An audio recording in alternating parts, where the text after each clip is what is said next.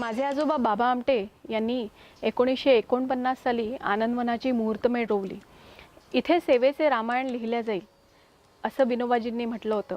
आणि आज खरंच ह्या जागी आनंदवनाने एक प्रचंड मोठं काम उभारलेलं आहे. कुष्ठरोग्यांच्या ट्रीटमेंट आणि त्यांच्या आत्मविश्वास बांधणीपासून सुरू झाले या प्रयत्नात पुढे अनेक लोक जोडले गेले. अंध, अपंग, त्यानंतर परित्यक्ता, अनाथ असे समाजाने वाळीत टाकलेले सगळे लोक एकत्र येऊन या लोकांनी आज आनंदवन हे गाव उभारलं. आनंदवनाचं वैशिष्ट्य काय तर या गावामध्ये सगळ्या धर्माचे, जातीचे आणि सगळ्या पंथाचे लोक एकत्र राहतात. त्या एकजुटीच्या भावनेला आज कुठे तोड नाही. युनायटेड नेशन्ससोबत काम करत असताना युनायटेड नेशन्सचे लोक मला म्हणाले की आजचं जग हे इतकं असुरक्षित आहे की ह्या जगाला आनंदवनासारख्या कम्युनिटीनी गाईड करायची गरज आहे की कशा प्रकारे आज जगाने जर मानवतेचं रक्षण करायचं असेल तर कशा प्रकारे जगाने प्रोग्रेस केलं पाहिजे.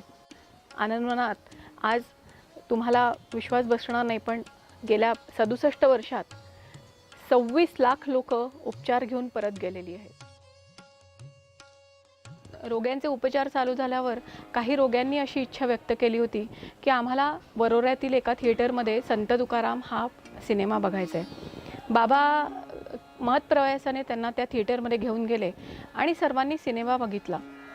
सिनेमा बघून बाहेर निघता क्षणीच त्या लोकांनी बाहेर पाहिलं की फिनाईलचे ड्रमच्या ड्रम थिएटर मालकांनी भरून ठेवले होते आणि ज्या क्षणी ही मंडळी बाहेर पडली त्या क्षणी त्या मालकांनी अगदी थिएटर फिनाईलनी धुवून पुसून चक्क करून टाकलं. या सर्व घटनेचा जो प्रचंड अपमान त्या लोकांनी गिळला ते बाबांना काही बघवल्या गेले नाही. आमच्या कुष्ठरोग्यांना स्वतःचं असं अभिव्यक्ती स्वातंत्र्याचं एक व्यासपीठ आनंदवनात असावं ही कल्पना बाबांनी पु ल देशपांडेंकडे मांडली आणि पु ल देशपांडेंनी स्वतःच्या पुस्तकाच्या रॉयल्टीतून मिळालेले पैसे आनंदवनाला डोनेट करून मुक्तांगण हे एक व्यासपीठ बनवलं. पु ल देशपांडे म्हणायचे आनंदवन काय की लेखण्यांची मैत्री ते दुखण्यांची मैत्री, साठा उत्तराची कहाणी. अशा तऱ्हेने it's a mission with a message. दिवंगत कुसुमाग्रज आणि बाबा आमटे यांचा अन्योन्य संबंध होता. ते नेहमी आनंदवनाच्या आसनावर बसायचे. खुर्चीत त्यांच्या आसन आनंदवनाचं असायचं. त्यांना हा कन्सेप्ट अतिशय आवडला. त्यांनी त्याचं नाव आनंदवन तुमच्या द्वारी असं ठेवलं. तरी त्यानंतर माझं समाधान होत नव्हतं कारण 10-20 लोक होते. मग आम्ही युनिसेफला लिहिलं. युनिसेफच्या विजयाताई चव्हाण यांच्या योजनेतून आम्हाला त्यावेळी 47,000 रुपये फक्त मिळाले होते आणि त्या 47,000 रुपयामध्ये आम्ही थोडीफारी काही वाद्य आम्ही खरेदी केली. पहिला छोटेखानी प्रयोग दिवंगत आबासाहेब R.R. पाटील यांच्या उपस्थितीमध्ये झाला. त्यावेळेला जगप्रसिद्ध अशोक हांडे इथे आलेले होते. त्यांनी या प्रयोगाचं नाव स्वरानंदवन असं ठेवा असं म्हटलं. 3 तासाचा एक पूर्ण प्रोफेशनल प्रोग्राम तयार करायला संगीताचं ज्ञान असणं खूप गरजेचं आहे. माझे वडील हे खूप चांगले कानसेन आहेत पण तानसेन नाहीत. पण तानसेन उभी करण्याची क्षमता त्यांच्यामध्ये आहे आणि हे त्यांनी स्वरानंदवनच्या द्वारे आज जगाला सिद्ध करून दाखवलेलं आहे. आज आमच्याकडे हा 150 लोकांचा ग्रुप आहे. आपल्याकडे अंधविद्यालय आहे, मूकबधीर शाळा आहे, कर्मशाळा आहे. यामध्ये जे विद्यार्थी ज्यांच्यामध्ये सुप्त गुण आहे, कला आहे, त्या कलेला वाव मिळावा, ही कला त्यांची बाहेर यावी म्हणून त्या मुलांना वेगवेगळ्या कार्यक्रमाच्या माध्यमातून त्यांची निवड करून याच्यामुळे त्यांना ती वाव देण्यात आला आणि त्यातून हे कलाकार या ठिकाणी आज या ठिकाणी सहभागी झालेले आहे. 2002 मध्ये आम्ही याची सुरुवात करतो. परमपूज्य दलाई लामा इथे वारंवार यायचे. 3-3 दिवस राहायचे. त्यांना जेव्हा विनंती केली तर त्यांचे सेक्रेटरी म्हणाले की ते धर्मगुरू असल्यामुळे असे प्रोग्राम बघत नाहीत. पण त्यांना मी जेव्हा ही कल्पना सांगितली की हा जगातला पहिला असा प्रयोग आहे आणि मी सिनेमा बघितला नाही आणि या लोकांनी स्वतःहून हा एक प्रयोग सुरू केलेला आहे, तर त्यांना ती कल्पना आवडली आणि त्यांनी तो 2.5 तास तो शो पूर्ण बघितला.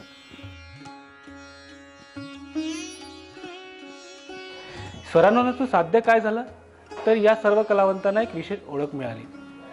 कुठेतरी एक विद्यार्थी, अंध विद्यार्थी किंवा कुठला तरी कर्णबधिर किंवा एक अपंग व्यक्ती म्हणून ओळख न राहता एक समाजाच्या दृष्टीने एक कलावंत म्हणून या रंगमंचाने त्यांना ओळख दिलेली आहे. हे करत असताना ही सर्व कलावंत मंडळी उपजत गुणाने निपुण होती, पण त्या खऱ्या अर्थाने त्यांच्या कलेला झळाळी जी मिळाली ती डॉक्टर विकास आमटेच्या स्वरानंदमुळे. या रोगाबद्दलचं जे लोकांचं गैरसमज आहेत, अपंगांप्रती कणव किंवा उदासीनता किंवा उपेक्षा न करता त्यांना जर संधी दिली, मग बाबा आमटेंचं वाक्य होतं की give them a chance not charity. दान माणसाला नादान बनवतं, दान माणसाला दीन बनवतं, दान माणसाला लाचार बनवतं. ऑर्केस्ट्रामध्ये मला काहीच येत नव्हतं. माझे मार्गदर्शन म्हणजे आमचे नलगंटीवार सर, भाऊ विकास भाऊ हे माझे मार्गदर्शन होते. त्यांनी मला समोर आणलं आणि स्टेजवर परफॉर्मन्स कसं करायचं हे त्यांनी शिकवलं. आणि नंतर जसं जसं डेअरिंग वाढत गेलं तसं तसं माझा कॉन्फिडन्स पण वाढत गेला. एक अंध व्यक्ती किंवा एक अपंग व्यक्ती स्वतःच्या शारीरिक दुर्बलतेवर मात करत आनंदाने जेव्हा एखादं आनंद गीत मंचावरनं गातो तेव्हा तो खऱ्या अर्थानं जगाला प्रेरणादायी ठरतो. आणि ते प्रेरणादायी काम खरं तर आनंदाच्या भूमीतच आहे आणि त्याचं मूर्त रूप समाजापर्यंत पोहोचण्याचं काम गेली 15 वर्ष सातत्याने स्वरानंद म्हणून करत आहे.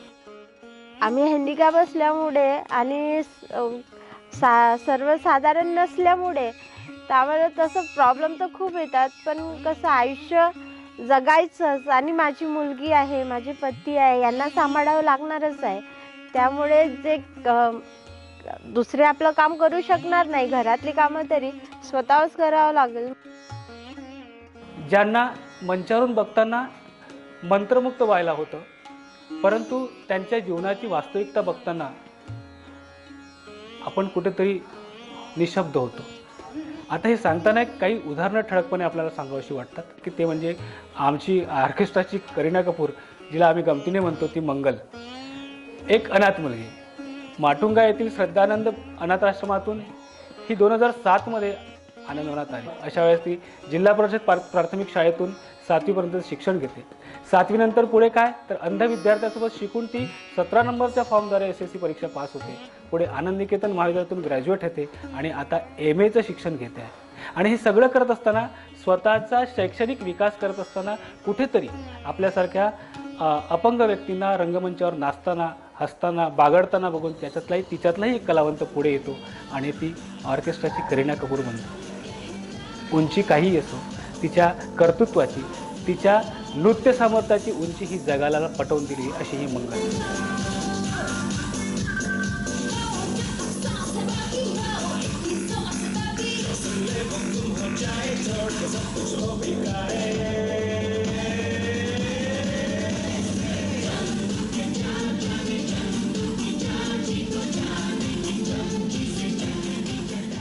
सोनू नावाप्रमाणे सगळ्यांची आवडते, पण तिच्या जीवनात जर डोकावलं तर आपल्याकडे एक भयान अंधकार दिसतो.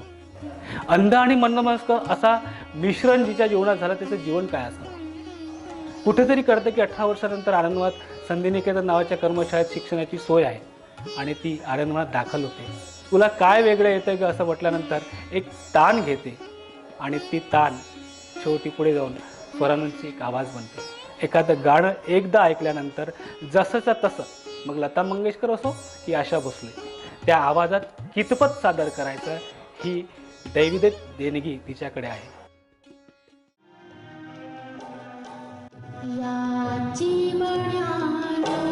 अशी शेकडो उदाहरणं आजपर्यंत आनंदवनात झालेली आहेत. ती स्वरांच्या माध्यमातून एक कलावंत म्हणून आनंदवनात आली, जगली, विकसित झाली आणि समाजात निघाली.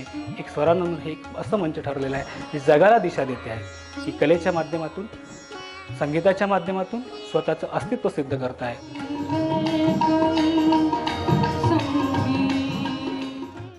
म्हणून मी याला थेरॅप्युटिक थिएटर म्हणतो, कारण इथे लोक टाळ्या वाजवतात. भीक देताना किंवा घेताना कोणी टाळ्या वाजवत नाहीत. टाळ्या वाजल्यानंतर तुमची मानसिकता बदलते. या उपचार मंचाने केवळ या कलावंतांच्या अंतर्मनावर नव्हे तर समाजाच्या बाह्यमनावर सुद्धा परिणाम साधलेला आहे. भविष्यामध्ये एक बाबा आमटेंचं काम, साधनाताईचं गेले 70 वर्षाचं काम या स्वरांच्या माध्यमातून, सुरांच्या माध्यमातून साता समुद्रापलीकडे पसरवण्याचा किंवा नेण्याचा या स्वरांच्या माध्यमातून आम्ही प्रयत्न करतो आहे. आणि ह्याही पुढे जाऊन विकास भाऊंची भव्य दिव्य कल्पना आहे. त्या नुसतंच दिल्ली नाही, नुसतंच सिक्कीम नाही, तर या पुढे जाऊन या मुलांना नुसतं इथेच नाही तर विनाभवी एरोप्लेनमधून काही वर्षामध्ये, काही दिवसामध्ये अमेरिकेमध्ये सुद्धा हा प्रयोग तिथं घेऊन जाण्याचा त्यांचा मानस आहे, संकल्प आहे. आणि त्या दृष्टीनं आमची तयारी चालू आहे. कुठेही तिकीट काढून प्रवेश नसणाऱ्या या व्यक्तींना, कुठेतरी समाजात हेटाळणी होणाऱ्या या व्यक्तींना जेव्हा हजारोची तिकीट काढून पुढे बसून लोक टाळ्यांची दाद देतात, तेव्हा मला असं वाटतं या जन्मावर, या जगण्यावर शतदा प्रेम करावे.